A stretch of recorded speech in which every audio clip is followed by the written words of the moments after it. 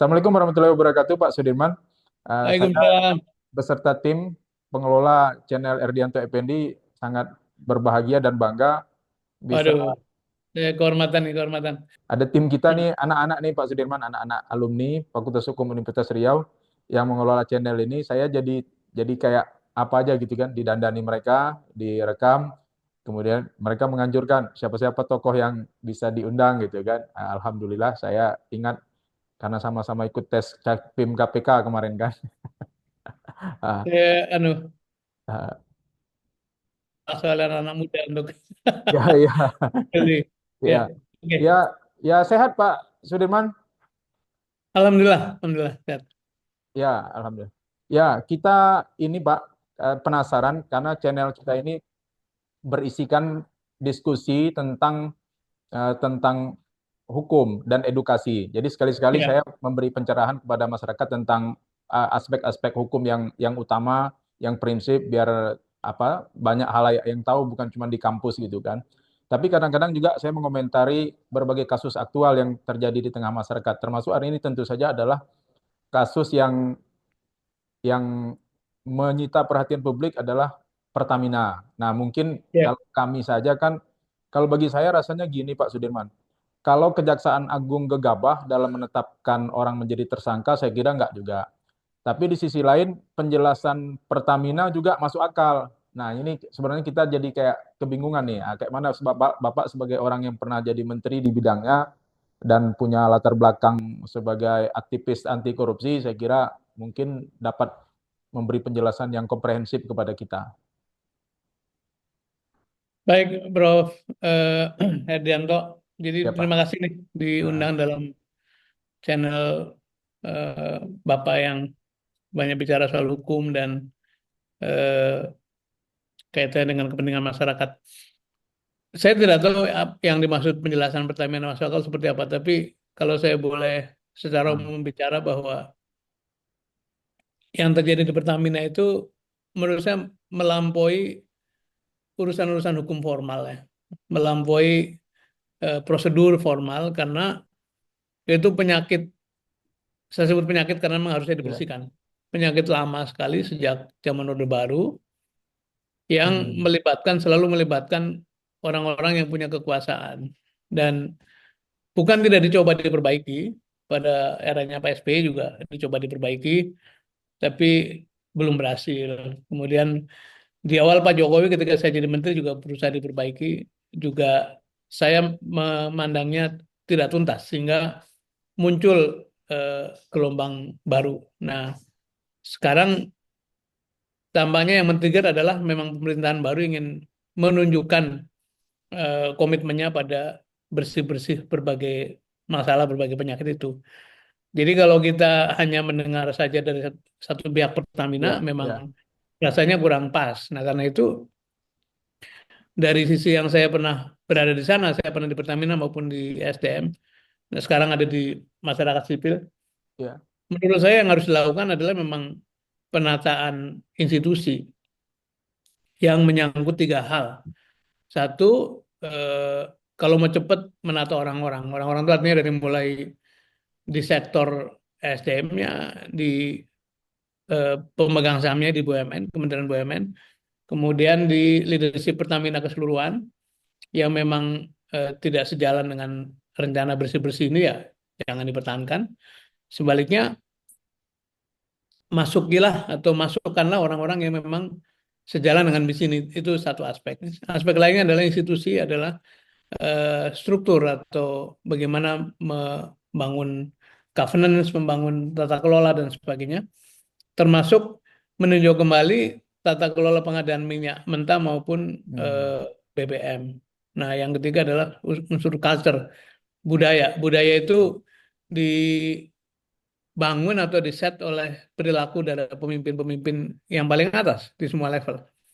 Apakah di anak perusahaan, apakah di induknya atau di Kementerian BUMN sampai pada di eh, eh, apa namanya ultimate power, yaitu pemerintahan keseluruhan.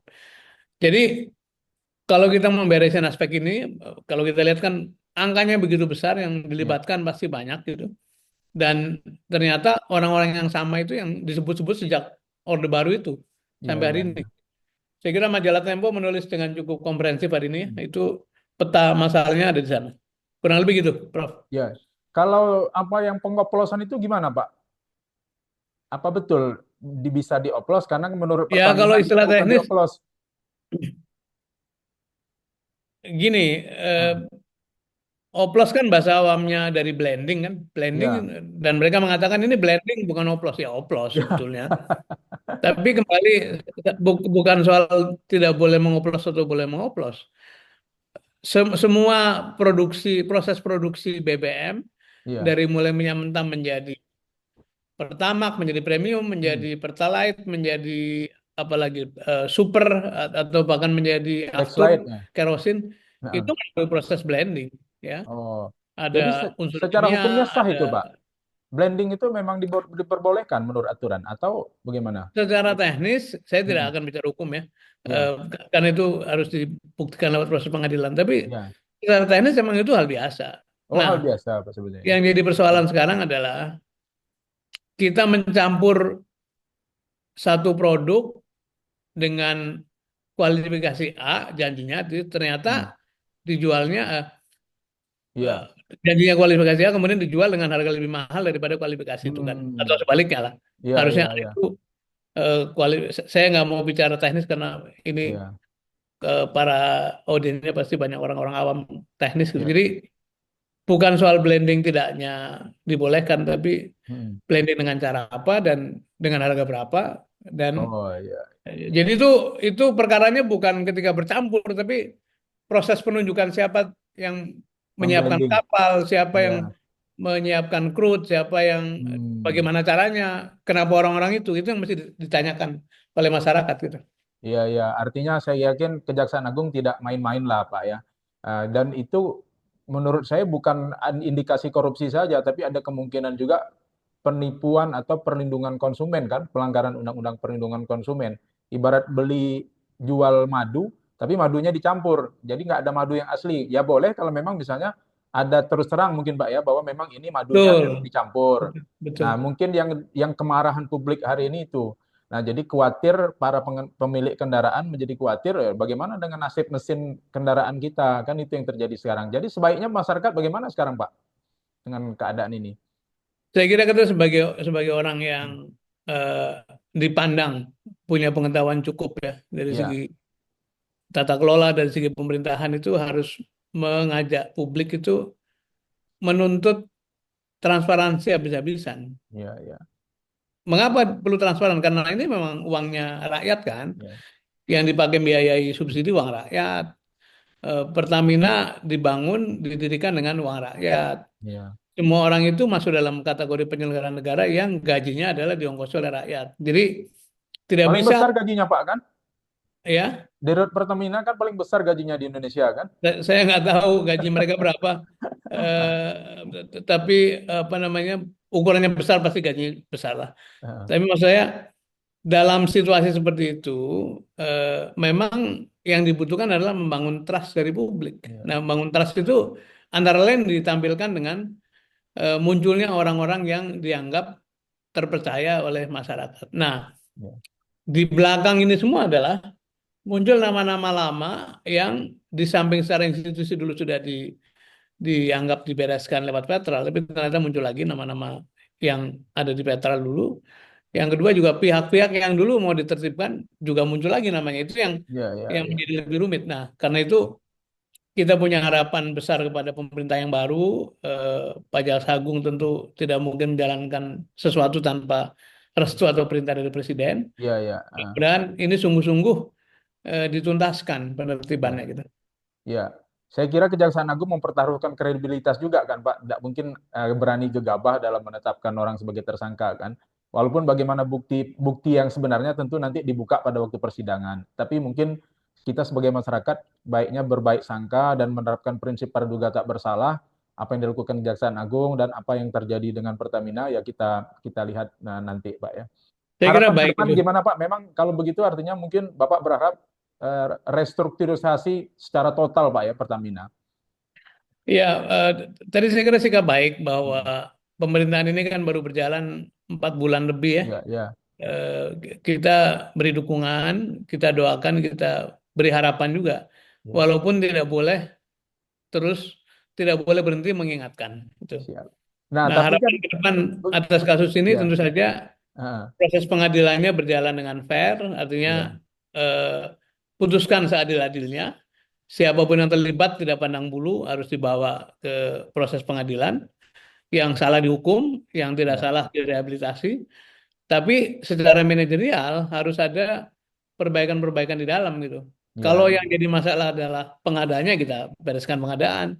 ya. Kalau yang jadi masalah perkapalan, kita bereskan perkapalan. Jadi semua aspek manajerial di Pertamina harus dibenahi, kemudian hukumnya diproses seadil-adilnya, dan tidak boleh membuat coupling-coupling mana yang boleh dibawa mana yang enggak.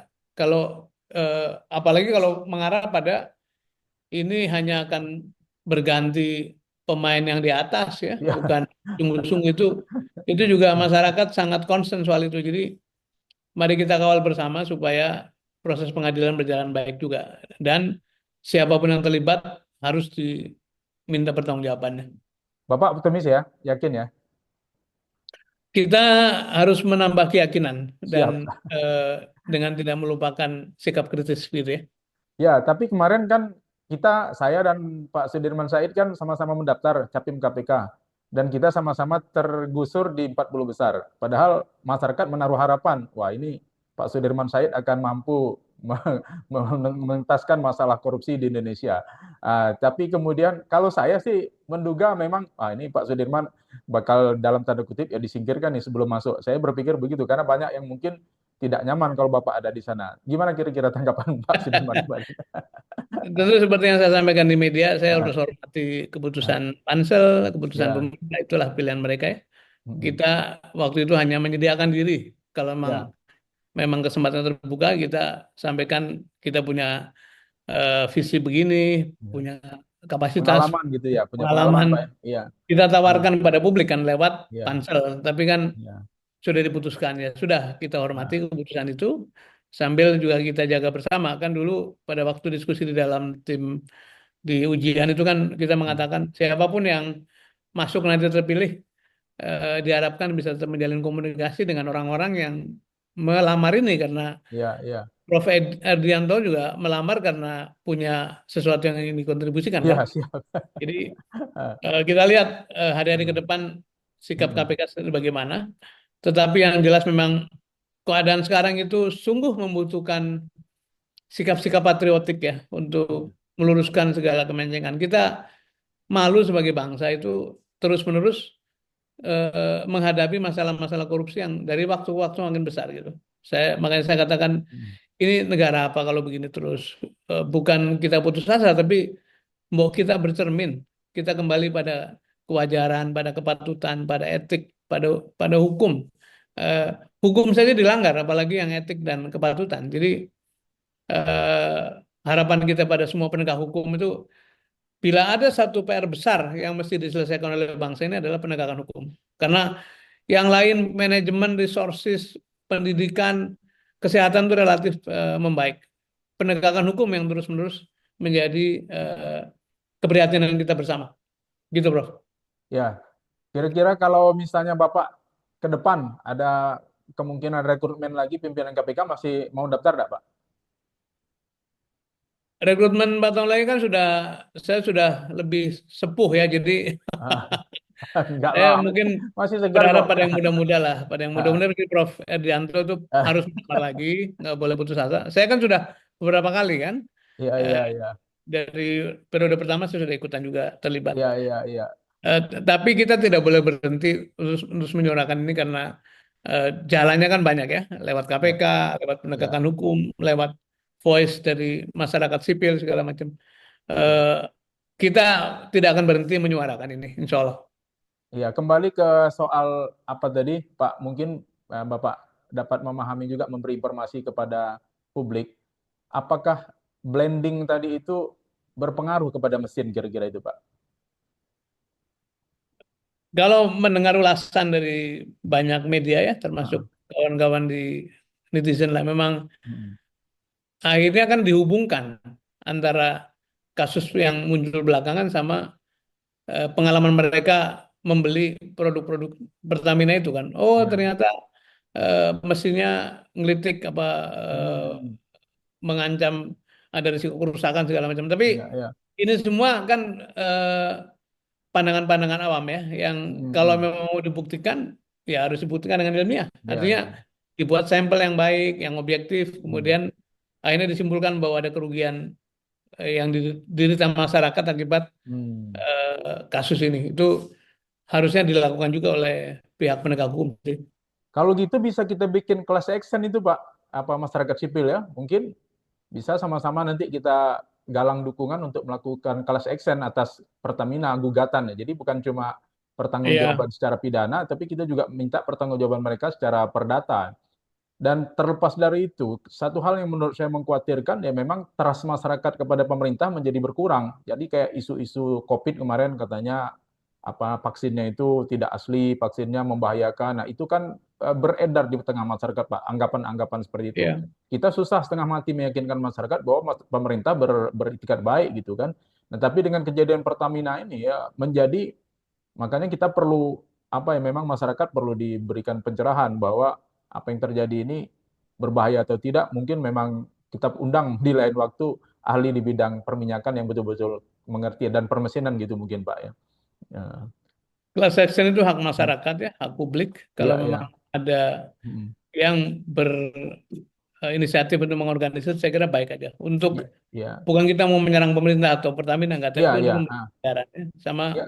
ini kan upaya membangun kesadaran publik. Hmm, Semakin hmm. banyak publik yang sadar, demokrasi kita makin sehat. Jadi Ya, itu baik. Nah, tadi memang kita harus menerima kenyataan eh, trust kepada otoritas itu ya.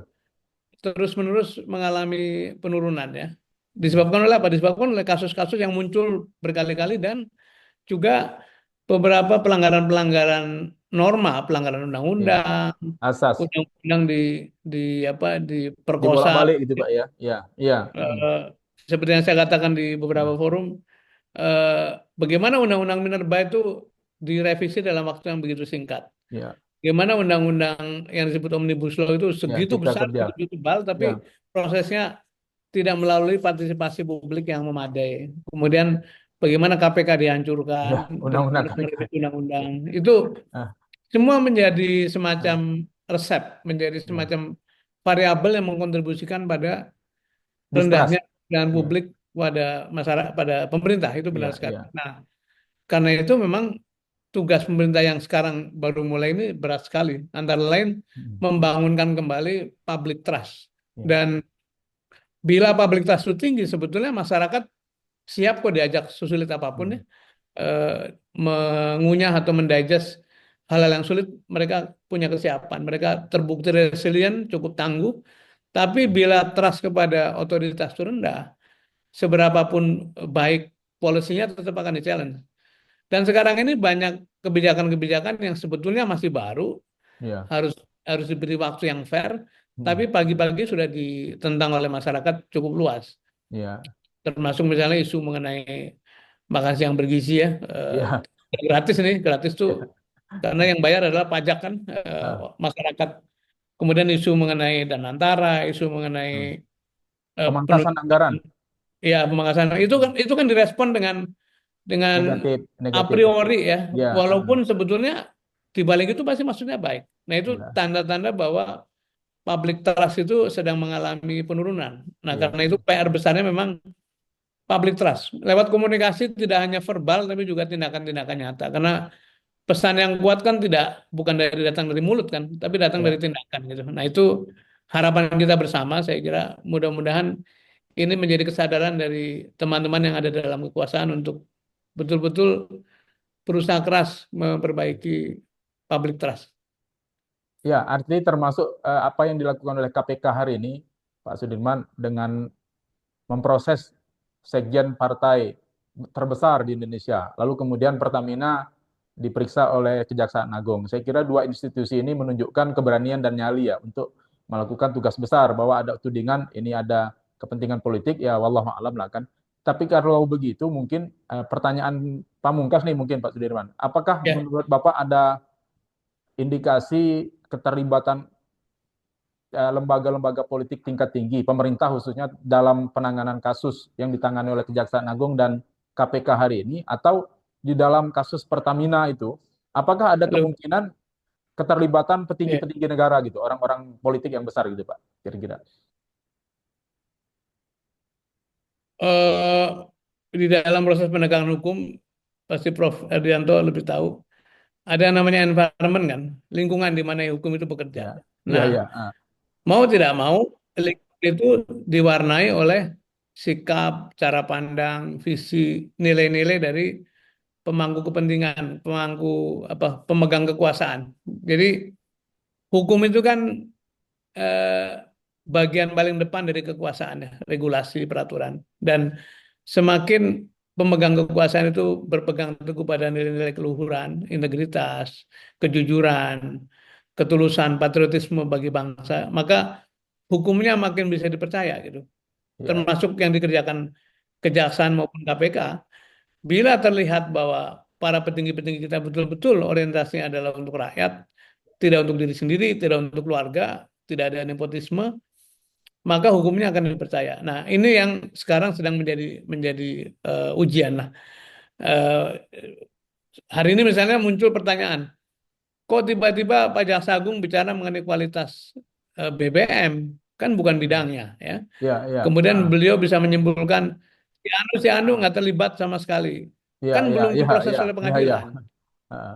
Nah, yang gini-gini tuh kontraproduktif lah. Atau di KPK kritiknya begitu banyak kasus-kasus yang mengendap, mengapa yang ini Hmm. yang didahulukan. Ya, jadi persepsi mengenai hukum dijadikan alat politik itu baru akan berhenti ketika betul-betul penegak hukum dan atasannya penegak hukum itu orientasinya murni pada kepentingan publik, bukan untuk dipilah-pilah kepentingan politik masing-masing kelompok maupun apalagi kepentingan pribadi dan keluarga. Jadi tidak bisa dipungkiri bahwa negara kita sedang dalam keadaan pancaroba, dalam keadaan transisi begitu ya. Kita punya harapan setiap kali pemimpin baru lahir atau hadir atau diangkat, dipilih, maka siapapun dia harus membawa perbaikan. Dan mari kita tunggu bulan-bulan ke depan itu apakah arahnya memang betul-betul Hmm. melakukan perbaikan atau membiarkan atau meneruskan praktek-praktek buruk yang selama ini berjalan. Ya, jadi optimis Pak ya, Indonesia akan berubah. Indonesia tidak gelap Pak ya, Indonesia terang. Harus selalu Ya, optimis, jangan kabur ya. sambil terus diingatkan ya. Iya, iya. Ya, Baik Pak Sudirman Said, mantan Menteri SDM di era pemerintahan Jokowi dan hari ini berkenan hadir di channel YouTube kita. Kami mengucapkan terima kasih tim editor dan tim channel. Terima kasih saya pribadi Erdianto Effendi. Terima kasih atas kesediaan Pak Sudirman Said hadir bersama kami. Semoga dapat memberikan pencerahan kepada masyarakat dan channel ini tetap diminati oleh masyarakat. Terima kasih sekali lagi Pak terima Sudirman. kasih Prof. Terima kasih. Assalamualaikum warahmatullahi wabarakatuh. Waalaikumsalam warahmatullahi wabarakatuh.